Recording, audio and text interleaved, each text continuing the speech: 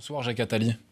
Bonsoir monsieur. Écrivain, essayiste, ancien conseiller de François Mitterrand. Un grand merci d'être avec nous dans ce 23 heures. Votre avis, il nous intéresse d'autant plus que si vous ne l'aviez pas prédite, cette crise, vous l'aviez du moins envisagée. La crise et l'après, c'est un ouvrage que vous avez écrit, publié en 2009, après la crise économique, et dans lequel vous consacrez quelques lignes à une éventuelle pandémie incontrôlable. Des pandémies beaucoup plus sévères que le H1N1 sont possibles.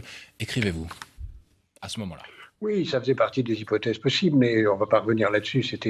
Je l'ai annoncé comme beaucoup d'autres l'avaient fait à cette époque. Je voudrais revenir sur l'actualité telle que vous venez de la décrire.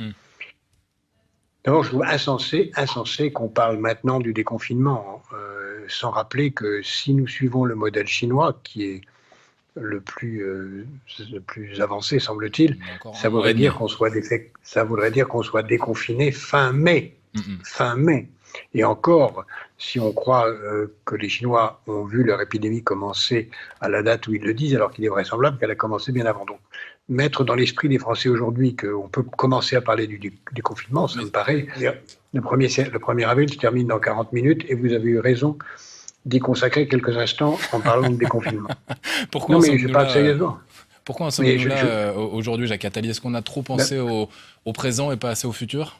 Mais bien sûr, on n'a pas assez insisté sur ce que doit être une vraie société développée, une société juste, une société pour qui d'ailleurs le confinement est aujourd'hui injuste, parce qu'il y en a pour qui c'est facile, pour d'autres pas, parce qu'ils doivent sortir travailler, soit pour des raisons magnifiques comme vous, et surtout les soignants et tout ça, et ceux qui ne peuvent pas faire autrement pour gagner leur vie, en particulier dans les pays où il n'y a pas d'assurance chômage. Et parce qu'on voit bien qu'on n'a pas consacré assez d'efforts aux hôpitaux. Alors, vous avez cité un texte de moi d'il y a 10 ans là-dessus, on pourrait en citer d'autres, où je disais que l'industrie de la santé doit être la première industrie du monde. Et aujourd'hui, si on veut tirer des leçons, déjà, non pas en parlant... Ce sera inévitable, à l'issue de la crise, d'imaginer ce grand plan pour la santé? C'est pas inévitable, c'est souhaitable. Il est fort probable que... Oui, mais vous savez qu'il y a là aussi la réalité politique, vous êtes mieux placé que moi pour le savoir, et que souvent c'est pour cela aussi que les dirigeants jusque-là ne mettaient pas forcément plus d'argent dans la santé, ne la réorganisaient pas, c'était cette réalité-là. C'est pas une réalité, c'est une idéologie. C'est l'idéologie qui nous fait dire dans les nouvelles, quand les dépenses automobiles augmentent, c'est une bonne nouvelle, et quand les dépenses de santé augmentent, c'est une mauvaise nouvelle. C'est pas un fait. C'est une idéologie qui consiste à penser que les secteurs de la santé, de l'éducation, de la culture, de la recherche, de l'innovation sont des secteurs qui coûtent et pas des secteurs qui rapportent. Cette crise nous montre que c'est faux. Et ça fait 30 ou 40 ans qu'un grand nombre de gens, dont moi, disent que c'est faux. Que quand les dépenses de santé augmentent, si l'espérance de vie augmente, si la qualité de vie augmente, c'est une bonne nouvelle. Ça prouve qu'on y consacre plus d'argent pour que les gens vivent mieux et plus longtemps et puissent prendre du bon temps. Voilà. Il est vraisemblable qu'on va encore l'oublier après cette crise et retourner à nos errements, produire 4 collections de mode tous les 6 mois et 12 modèles de voitures toutes les semaines, en oubliant qu'on aura manqué de respirateurs, de machines électriques, d'hôpitaux, d'infirmières, etc., etc.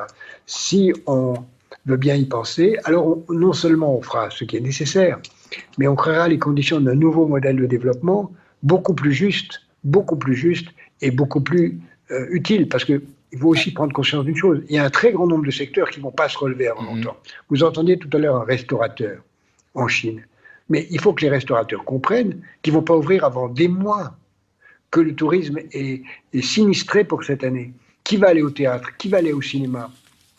Ces secteurs sont en très grande difficulté durablement, pas seulement en Chine, mais dans le monde entier. Est-ce que finalement, cette crise, il ne faut pas la voir comme un moindre mal, qu'il aurait pu arriver bien pire, et s'en servir pour tout simplement aller encore plus haut et se développer plus, repenser certaines choses? Absolument. Il faut le prendre positivement. D'abord, un moindre mal, dites ça aux tas de gens, je ne donne pas de nombre, qui vont mourir ou avoir des deuils dans leur vie, c'est pas vraiment ce qu'on peut appeler un moindre mal. Mais en même temps, voilà, c'est une occasion de prendre conscience de ce que nous devons avoir un tout autre modèle de développement dans lequel les secteurs de ce que j'appelle l'industrie de la vie. C'est quoi l'industrie de la vie? C'est la santé, c'est l'hygiène, c'est l'alimentation. C'est l'environnement également? Évidemment. Quand je parle d'hygiène, c'est l'environnement, c'est les eaux, c'est c'est la culture, c'est la recherche, c'est ce que vous faites vous-même, c'est aussi la sécurité. Ça, c'est des secteurs essentiels. Et c'est cela qu'il faut financer en priorité, quitte à réorienter ceux qui vont avoir des difficultés à maintenir un travail dans des secteurs qui seront moins importants pour les mois ou années qui viennent, et qui retrouveront un travail dans ces secteurs qui ont du sens. L'économie de la vie au service de la vie de l'économie. C'est une formule un peu banale, mais je crois qu'elle dit bien la réalité. Et le retour de bâton que l'on a en ce moment sur la santé, il pourrait nous arriver également à une autre échelle sur l'environnement ? Oui, bien sûr. C'est une très bonne leçon. Si on avait écouté ceux qui, il y a 10 ans, parlaient d'un risque de pandémie, on aurait pu mieux la gérer, non pas l'éviter. Et si on prenait mieux au sérieux aujourd'hui ceux qui disent qu'il y a des graves dangers climatiques, on pourrait créer les conditions pour l'éviter. C'est ce que nous appelons dans ma fondation l'économie positive, dans lequel une économie positive, c'est une économie qui pense en priorité à travailler dans l'intérêt des générations futures et qui prend conscience que les générations futures, c'est nous. Nous avons intérêt au bien-être des générations futures parce que c'est elles qui vont nous permettre de vivre quand nous serons un peu plus âgés. Et la politique va changer ou devoir changer après cette crise ? Oui, je crois que il y aura deux directions. Il y aura trois directions en fait. Il y aura des politiciens qui diront bon, ben, c'est fini, on fait comme avant. Il y aura des politiciens qui vont dire il faut du gouvernement autoritaire, fermé sur eux-mêmes, autarcique, égoïste et sécuritaire, ce qui va être assez fréquent à mon avis. Et puis il y a ceux qui diront regardez autour de vous, ce qui marche c'est l'altruisme. Regardez autour de vous, c'est toute cette formidable expérience qu'on voit à travers la France et partout à travers le monde de gens qui prennent soin des autres et qui se rendent compte qu'en prenant soin des autres, ils prennent soin d'eux-mêmes. C'est ce que j'appelle l'altruisme intéressé. Une société altruiste, une société empathique, c'est la meilleure société possible. L'altruisme intéressé, on retiendra cette formule, la réflexion, les idées de Jacques Attali ce soir pour nous dans le 23h. Un grand merci d'avoir été avec nous, Jacques Attali, ce soir sur France Info. Et on vous remercie pour également ces quelques mots à l'attention de notre rédaction et des autres rédactions de France également.